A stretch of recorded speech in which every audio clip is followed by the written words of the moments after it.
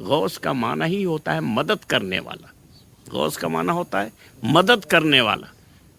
اب ایک واقعہ میں سنا دوں بہت ہی اہم، یہ کتابوں میں تو نہیں ہے لیکن ہماری جو ابھی ایک کتاب آئی ہے پنج گنج ولایت، تو اس کے اندر البتہ اس کو ہم نے نوٹ کر دیا ہے اس واقعہ کو۔ وہ یہ ہے کہ الحمدللہ 2 مرتبہ ہماری حاضری وہاں ہوئی غوث پاک رضی اللہ تعالیٰ عنہ کے ہاں۔ پہلی مرتبہ 1988 آختن تاختخ 1988 میں، اور دوسری مرتبہ حاضری ہوئی 1992 تو یہ نئی خندق میں۔ 2 مرتبہ ہماری حاضری ہوئی وہاں۔ پہلی مرتبہ جب گئے تو حاضری دینے کے بعد 2-4 روز وہاں رکے اور چلے آئے، لیکن جب دوسری مرتبہ حاضری ہوئی تو ہم نے وہاں پوچھا کہ بھائی یہاں کوئی بزرگ شخصیت ہے، بزرگ آدمی ہیں؟ تو معلوم ہوا کہ ہاں ہے۔ تو کہاں ملاقات ہوگی؟ کہا یہ سامنے ہی والے کمرے میں رہتے ہیں، حضرت شیخ عبدالرزاق رضی اللہ تعالیٰ عنہ جو حضرت غوث پاک کے بیٹے ہیں، بڑے صاحبزادے ہیں، ان کے مزار پاک کے سامنے ان کا حجرہ ہے، اس میں وہ رہتے ہیں۔ تو ہم حاضر ہوئے، صاحب سلامت ہوئی۔ انہوں نے جب یہ سنا کہ یہ ہندوستانی کوئی مولوی ہے تو انہوں نے فرمایا کہ آپ یہاں بیٹھیے۔ یہاں وہ بیٹھے ہوئے تھے، حالانکہ بہت سارے لوگ ان کے سامنے تھے۔ انہوں نے اپنے قریب میں بٹھایا اور اپنی مسند جس پر وہ ٹیک لگائے ہوئے تھے وہ کھسکا دیا اور فرمایا کہ آپ ٹیک لگا کر کے بیٹھیے، پھر چائے پلائی۔ تو ہم نے کہا حضور آپ سے کچھ باتیں ہم کو معلوم کرنی ہے۔ تو انہوں نے فرمایا کہ انتظار کیجیے، انتظار کیجیے۔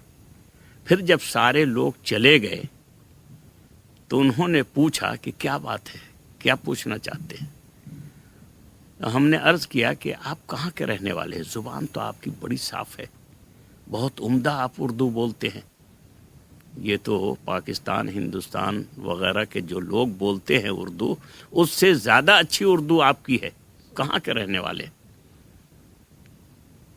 تو وہ گویا کسی خیال میں بالکل ڈوب گئے، اور اس کے بعد انہوں نے فرمایا کہ میرا اصل مقام حیدرآباد ہے۔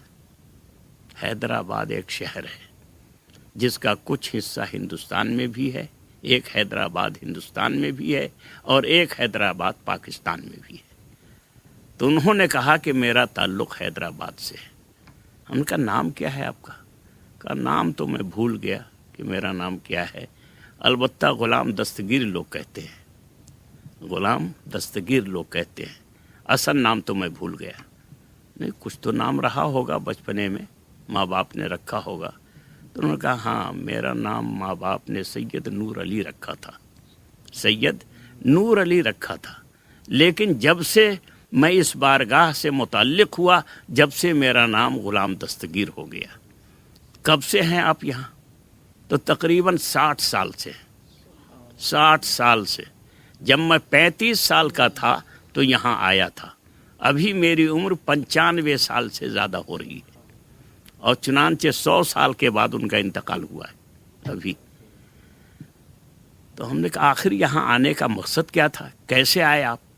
تو انہوں نے کہا کہ میں انگریزوں کے زمانے میں میٹریکولیٹ تھا، یعنی ہائی اسکول کی تعلیم ہماری تھی۔ اس وقت ہائی اسکول کی جو تعلیم ہے وہ تعلیم ہماری تھی، تو انگریزی ہم بہت عمدہ بولتے تھے۔ تو پولیس والوں کے یہاں ہماری نوکری ہو گئی، ہم پولیس ہو گئے، اور ہمارا کام ایسا تھا، ہماری زبان ایسی تھی کہ جس کی وجہ سے ہمارے حاکم لوگ بہت ہم سے خوش رہتے تھے۔ تو دیکھتے دیکھتے ہمارے درجات کو وہ بڑھانے لگے اور اونچی کرسی پر ہم کو بیٹھا دیا۔ پورے تھانے کے ہم مالک تھے، اور کئی درجن پولیس ہمارے مٹھی میں رہا کرتی تھی۔ ایک روز ایسا ہوا کہ ایک شخص کی لاش ریلوے پر پائی گئی، جہاں سے ریل چلتی ہے، اس کی جو سڑک ہوتی ہے ریل کی، اس کے اوپر ایک لاش پائی گئی۔ اس کی خبر ہمارے थाने में आई। हमने 2-4 पुलिस को भेज दिया कि जाओ उसकी हिफाजत करो, कहीं कोई उठा न ले जाए। अब जब हमारे इलाके में वो लाश है तो हमसे पूछगछ होगी। चुनांचे कुछ पुलिस चली गई, और जब कुछ रात आनी शुरू हुई तो हम गए। वहाँ पहुँचे, हमारे पास हमारा लिबास था, कंबल था। तो जो पुलिस पहले आ गई थी उसको हमने कहा कि भाई आप लोग यहाँ से जाइए, मुझको कपड़े भी मेरे पास हैं, कंबल भी मेरे पास है, मैं रात गुजार लूँगा और इस लाश की मैं हिफाजत करूँगा, सुबह में जो होगा देखा जाएगा। तो 5-7 पुलिस जो वहाँ थी वो चली गई, हम अकेले रह गए। और रात के जब 12:30-1 बजा, हर तरफ सन्नाटा सन्नाटा छा गया, तो घोड़ों के टापों की आवाज़ आने लगी, जैसे 2-4-10 आदमी हमारी तरफ तेज़ी के साथ आ रहे हैं। थोड़ी देर में हमने देखा कि वाकई घोड़े पर सवार कुछ डाकू आए, सबके पास राइफल था, सब घोड़े पे सवार हैं। उन लोगों को जब मैंने देखा तो अपना हथियार भी हमने ठीक किया, अपने राइफल को भी ठीक किया। उसने कहा कि देखो आप तो बड़े ऑफिसर हो, हम आपके साथ लड़ना नहीं चाहते हैं, आप अकेले हो, हम 4 आदमी हैं, आपके साथ हम लड़ना नहीं चाहते, सिर्फ ये लाश हमारे हवाले कर दो और तुम आराम से यहाँ बैठो या पुलिस स्टेशन जाओ, हमको कोई गरज नहीं है। तो हमने उसको कहा कि अगर पुलिस अपनी निगरानी वाली लाश को तुम लोगों के हवाले कर दे तो पुलिस का मतलब ही क्या होता है? ये तो हमारी जिम्मेदारी है, हम इसकी हिफाजत करेंगे। उन्होंने कहा ऐसे नहीं मानोगे? कहा नहीं, ये तो हमारी ड्यूटी है, हम अपनी ड्यूटी को अंजाम देंगे। उन लोगों ने अपना अपना बंदूक तान लिया और करीब था कि वो फायर कर देता, करीब था कि वो हमारे ऊपर चला देता। इतनी ही में एक घोड़े के आने की आवाज़ हमको मिली, तो वो लोग भी देखने लगे और हम भी उधर ही देखने लगे। वो जो आया तो बुर्का पोश था, उसके चेहरे को हम रात में नहीं पहचान सके, चेहरे को नहीं देख सके, लेकिन फिजा में उसकी तलवार जो चमकी तो उसको हम लोगों ने देखा। उसने कहा होशियार, खबरदार, तुम लोग अगर अपनी खैरियत चाहते हो तो इसको छोड़ दो यहाँ और अपनी अपनी जगह पे चले जाओ, वरना तुम में से 4 में से कोई भी नहीं बचेगा। हम इसकी हिफाजत करते हैं, हम इस आदमी की जिसका नाम नूर अली है, इसकी हिफाजत हम करते हैं। जब उसने ये आवाज़ सुनी तो वो 4 के 4 वहाँ से रफू चक्कर हो गए। और ये भी, इन्होंने भी अपने घोड़े को घुमाया।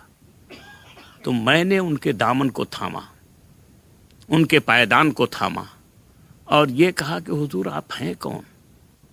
आप इस बयाबान में जहाँ कोई नहीं है आप कैसे तशरीफ़ लाए? कौन हैं आप? कहा तुम नहीं पहचानोगे, हम वही हैं जिसके नाम से हर महीने में तुम 11वीं मनाते हो, हर महीने में जिसकी 11वीं मनाते हो। कहा हुजूर तो हम तो तमाम वलियों के नाम से ही साले सवाब करते हैं, तमाम वलियों के नाम से हम सवाब भेजते हैं, लेकिन उनमें से आप कौन हैं? उन्होंने कहा जो जिसको तुम बड़े पीर साहब कहते हो, जिसको पीराने पीर कहते हो, हम वही हैं। अब वो तो चले गए, हमारी निगाहों से गायब हो गए। वहाँ से हम अपने पुलिस स्टेशन पे आए और पहला काम जो हमने किया वो ये किया कि अपना इस्तीफ़ानामा, कि अब हम काम नहीं कर सकेंगे आपके यहाँ, इस्तीफ़ानामा लिख करके अपने ऑफिसर को दिया और उसके बाद अपने घर आए। और उसके बाद जो कुछ एहतमाम हमने किया वो सिर्फ ये कि हमको बगदाद अब पहुँचना है, बगदाद हमको जाना है। उस वक्त हमारी उम्र 35 साल की थी। बगदाद में हम पहुँचे और जब से लेकर आज तक हम बगदाद ही के अंदर हैं, और वो भी हम बाहर नहीं जाते हैं कि कहीं मौत वाक़ई न हो जाए। रातों दिन हम यहाँ रहते हैं कि अगर मौत हो तो हज़रत के सामने हो, इनके कदमों में हमारी मौत हो। हमने कहा करते क्या है आप?